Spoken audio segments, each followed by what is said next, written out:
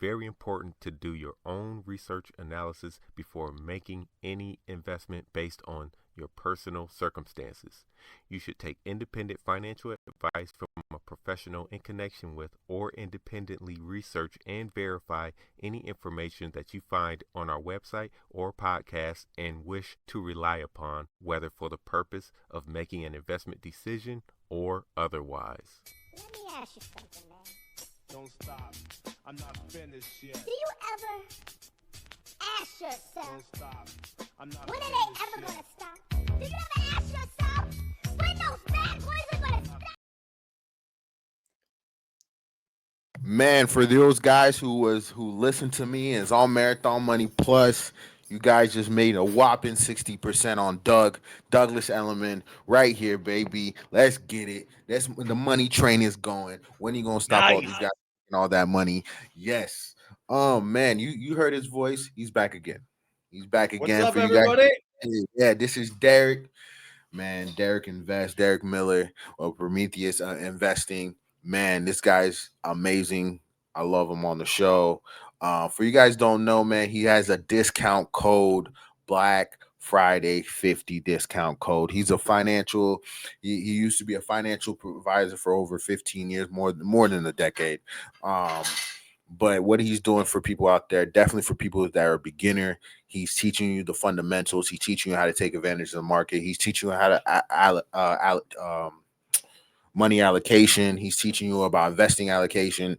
It's so many things on his website that I think personally everybody needs just to get the foundation down to learn how money works and how you can grow it. I felt like I just sold your business, man. I love it. I love it. You did no, you did it right. Look, it goes from beginner to expert. Like I don't care what level you're at, it doesn't matter, right? But what I find most, Kenny, is like most people out there, especially young people, they all like the flashy, sexy stuff. That's trading. What do I trade? What do I buy? What do I sell? No idea how to scale in, how to scale out, how to control risk, how to control cash, when to know when an asset class really you're like one of the biggest things we just talked about this like on your Money Plus cast is like you have to be able to identify within yourself when you're experiencing FOMO. When you start getting greedy, when you're watching how much it's gone up each day, you have to know yourself, right? So a big thing that I do is not just I look, even guys that have been doing this for a long time, when you sit down and you set up their financial plan, they go and you go, look, man, if you just did 21% a year, this is where you'd be in a decade. They go, holy shit. Well, what am I doing? Like, why am I driving myself crazy? I'm like, I don't know.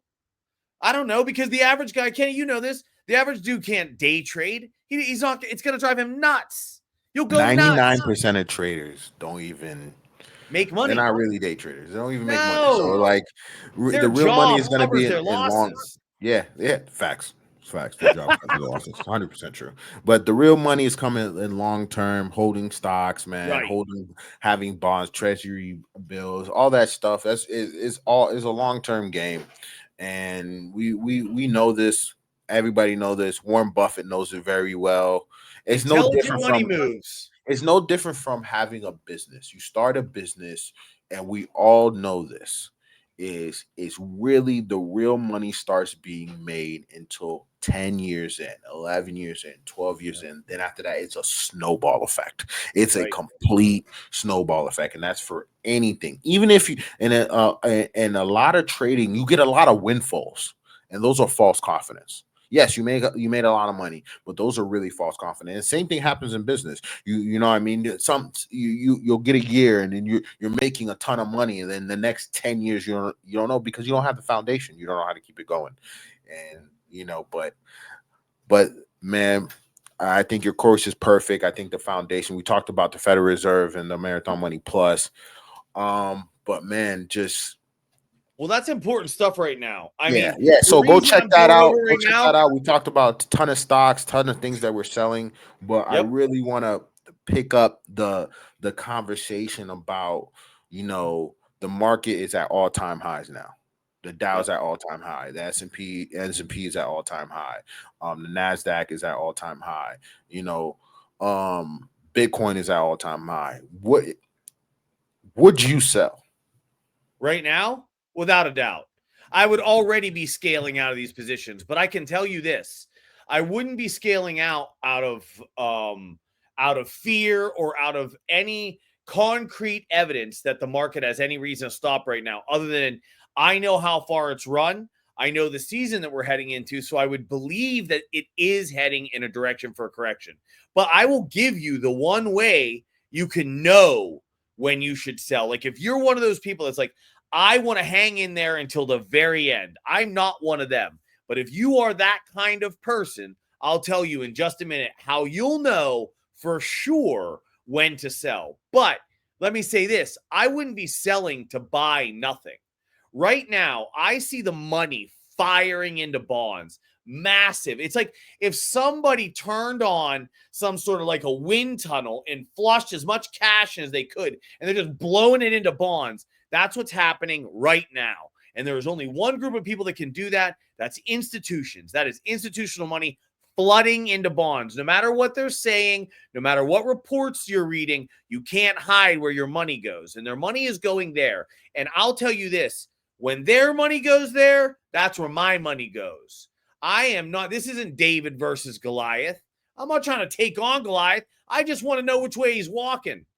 And so right now, because of what I see, and if you pull up the symbol TLT, you'll see it too.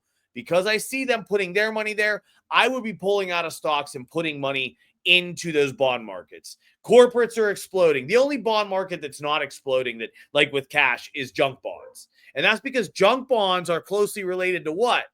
Stocks.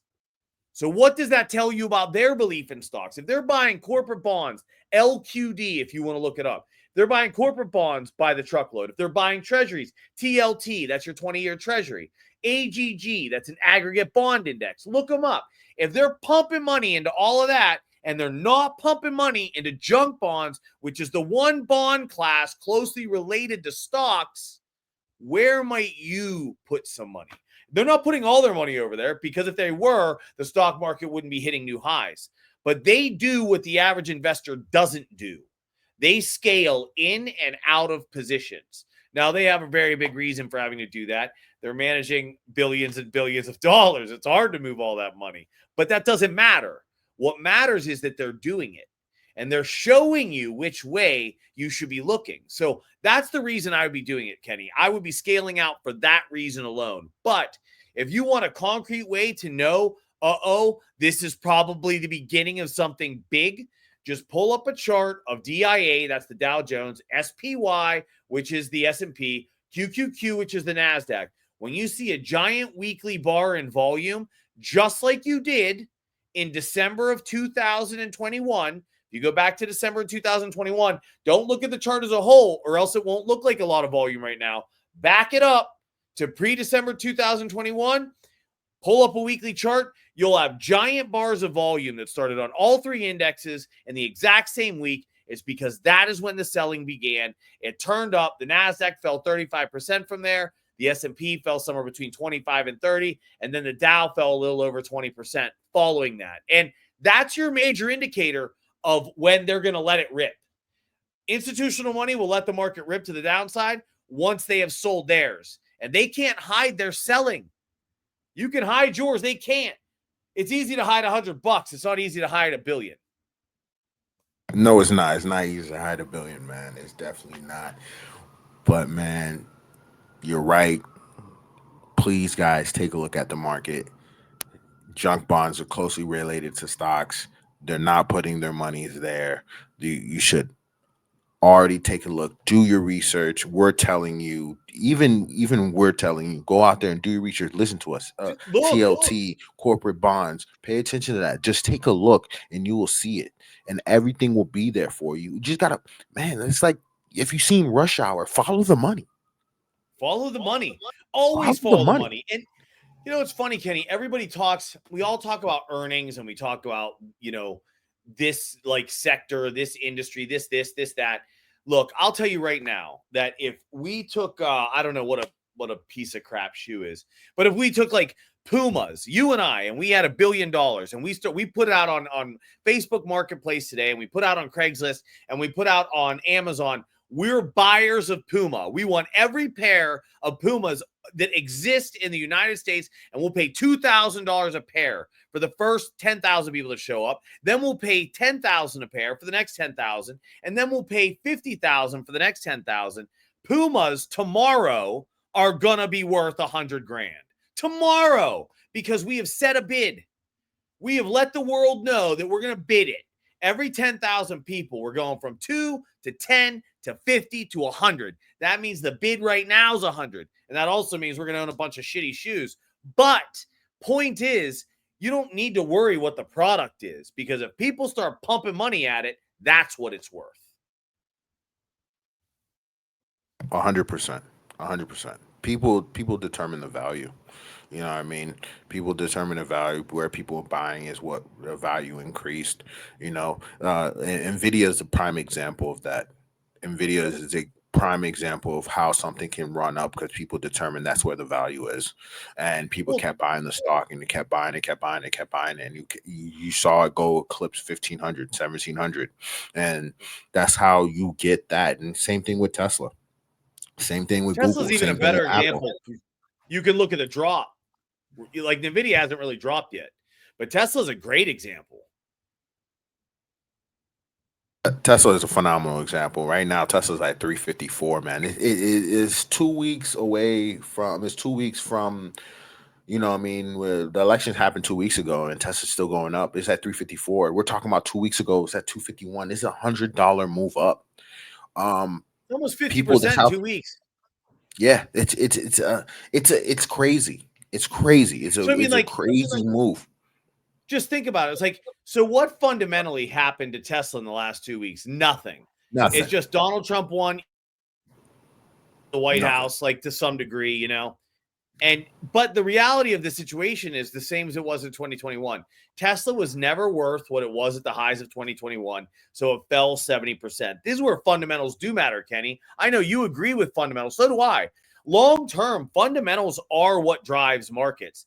All this hype we're talking about right now, if you're smart and if you're careful, probably most importantly, if you're careful, you can make some good money in these times. But in the end, Tesla isn't worth 50% more than it was 2 weeks ago. So guess where it will end up? Back where it came from. Where it came from. So it's, and like what you know, we were talking about on Money Plus is like, look, take advantage of moves. Don't be naive, though. Don't actually believe that NVIDIA is worth what they say it's worth right now. They have a technology that doesn't work. No, it doesn't. A lot of people don't know that. Man, I want to say NASDAQ just clipped 19,000 while we're on the show right now. Just to tell you how high things are going, how things are going right now. And you know, this is unseen. I always believe I have more faith in betting on the NASDAQ because NASDAQ is just pure technology and the world is heading there. Right. But here's the thing. Nothing really has changed in the last 2-3 weeks for all this to happen. Keep that in mind. That's why I started this show with, is it time to sell? You might not sell everything, but start scaling out. Start taking out profit. And let's add to that. Like, I agree. Look, I'm in the same. I completely agree with you. Now is the time to do it. And I'll say something else. The best investors in the world, you brought up Warren Buffett, and there's a lot of other guys. You know, everybody's under this preconceived notion that what these guys do is they buy kind of along the way, because you'll see some of the purchases. That's not how Berkshire Hathaway works. Right now, Warren Buffett isn't a buyer of anything. Do you know why? Because we always have major bear markets. Whether this generation right now that's in here, they are in for the rudest awakening of all, because they don't know what losing 50 and 65% feels like. They have no idea what it's like when a market falls 50 and 65%. Some of your favorite stocks will fall 90. It's the craziest thing. If you've never lived through it, you got to live through it. You age 20 years when that happens. It's crazy. But for guys who are smart, Warren Buffett's holding more cash now than he's ever held in history. I forget 50 Cent's fund out of London. They have, I think, 65% cash. I think Right now, they only Yeah. have 35% of their money invested. And Follow the he money. literally is following what Warren Buffett does. That's like that's really how 50 invests. And he's in 65% cash right now because you don't buy things when you have to question, hey, is this too expensive? Is this, I can't tell, is this high? God, where is that? Now, if you're trading every day, that's different. But if you're not, or if you want to make the biggest gains of your life, just wait for everything to collapse. There'll be fire sales like you've never fathomed the fire sale that goes on. And that's how Warren Buffett really became the man he is now. He just waits for blood to run in the streets. He buys it all. I think on our last podcast, my last podcast with you, Kenny, I talked about how he had to lend Goldman Sachs money in 2008. That's what he waits for. Yeah. He sits on cash, and when everybody else is scrambling, he goes, I got it. Yep. And That's he all. buys That's it for all. nothing. This is the time where you're starting to see profits galore. Everybody's eyes, everybody's spending money. This is where you start hoarding it. Yep. Agreed. I'm going to Agreed. tell you right now, from this point on all the way until end of quarter number 2, this is where you start hoarding cash. You start selling everything. You make a profit, 15, 20, 30%, let it go. 10%, Out. let it go. Out. Yep. Start collecting as much money as you can. You I need completely to agree. you need to get that fundamentally down. You need to learn how to basically asset allocation. It's like once you get to the point where you're like, okay, you're up 20, 30%, start scaling some of that money back into cash. You Right. need to have a stockpile of cash to be able to take advantage of down moments. If you are trading for yourself and your own money, right? And I'm not talking about if you have 100 grand or a million or 50 grand. Some guys out there are trading with $10,000. You should never, ever, ever be exceeding more, like having less than 50% cash, except for in very, very small like there are very certain circumstances where that's not true. And that is after you see 30+% drops. So markets, you should always be in 50% cash. If it's your own money, unless you're doing like an asset allocation model with 50 and then the other 50 you're trading, that's also fine, right? But you're aware that I may need to liquidate this to buy a ton of that. So regardless, right now, in a time like this, where I can't tell you how far the market goes up and when it reverses, what I can tell you is this. The market will reverse 40% from where we sit right now, most likely more. That's the reality. Most likely it's going to be more because we haven't had a significant drop. Even that 21, it was like December of 21 into October of 22. That was a drop, but it wasn't that mean. That was a nicer correction. It wasn't that brutal. It was. You think that's a foreshadowing? What's that? You think that's a foreshadowing? Probably. I mean, I personally think, and I was talking about this with you on Money Plus as well. I personally think derivatives markets are driving stock markets now. And if that is the case, if that turns out to be right, derivatives move at 1,000. It's a bullet train compared to a Titan. I mean, yeah. So if that is true, when you win, you win in speed. When you lose in speed. Oh, and if it is in fact derivatives markets creating all this, and I believe it is, then the move down will be so brutal and nasty and annihilating that some people that and this happens to every generation, even though once you learn your lesson, believe me, you don't come back. This happens every generation. People learn their lesson. If that's the world we live in now, if that is the case, it is going to be the meanest, nastiest move, and you're never going to get a chance. That's what I truly believe. I believe that is the way that it's going to happen. And I think that'll shake a lot of the kind of FOMO stuff we deal with now, even stuff that's going on over in Bitcoin. I think once you experience that, the first time someone sticks a dagger in you, it's the worst, it's the roughest, right? And if that happens and you're completely unprepared and you're 100% invested, you have no idea what it's like to lose 80% of your money. I do. I've lost 100% of my money 3 times over. That's how I learned how to do this. That's how I learned how to do it. I know what it looks like to be like, I'm up 900%. And then no shit. in a matter of a couple of months, it's all gone. And you just look back and you go, where did all that money go? And it's gone. Poof. The thing about it was like, man, I really wanted to spend some of it. Yeah. Well, then you Market start took it playing all out back. what I could have bought, what I could have done, the vacations I could have took, the down payment on the house I could have had. And that's the real pain, because to be good in this game, I just want to tell everybody just how ridiculous the market is, man. Woo. SoFi Technologies. SoFi Technologies was $6 a few months ago. It's $15. I mean, just a big, like, Rocket Lab, AT&T was under $18. It's $23. Like, Peloton somehow is still here. Like, I don't even know how that company exists. That's great. I love that they're still here. But it's funny as hell. Peloton is still here. It's like, come on. It's like, guys, it's time to sell. But also a caveat to all of this.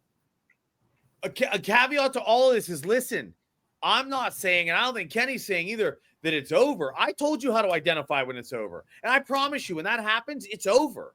When you see volume spike at like 300 to 500% in a given week, and that is how it's identified. I've been doing this 25 years. I did it in 2018. I did it in 2021. I did it in 2007. I did it in 2008. It is not difficult to spot major bear market moves. That is how it will start. It will start with an increase in overall volume within an index between 300 and 500%. Boom, it's on. Here we go. And you'll know, hey, I can sell it all. But what Kenny's telling you is, if you're scaling out of positions and scaling into new positions that are perhaps undervalued, we're like, I mean, how the hell can you say SoFi is justified going from 6 to 15? It's impossible. It's impossible. So either you believe the gamblers have taken over and they're going to own these markets, and that's never going to happen, or you know what's happening now. All the FOMO going on out there, all your excitement about all your gains, it's completely intentional. Because if you're buying, they're selling. That's a fact. Yep. 100. What do you? One last thing before we get off, man. What do you think about Carvana? Carvana, I haven't looked at it. It came down for the bottom of the epicenter, bottom of the black hole at a $10 and rose up to $255. I have not looked at it. Is there any way? Hold on one second. I just haven't looked at it.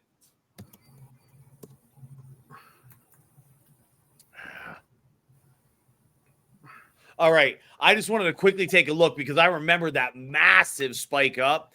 Honestly, I don't play in stuff like that because you could tell there was a massive pump back there. And so it's not like, I mean, if you want a real opinion, hold on, give me 30 seconds. I will look and like have an actual opinion. I like here. I pulled it up for you. Let's see. So, like, if I'm looking at this, I'm already saying to myself, I'm already saying that this isn't that ugly, really. This really isn't that ugly. Let's pull down. And what are we looking at here? A daily chart? Yeah, we're looking at the daily chart. We'll move it to the weekly. Let me see a week. That's let me see. Do you put volume on this? Put volume on this. Gotcha.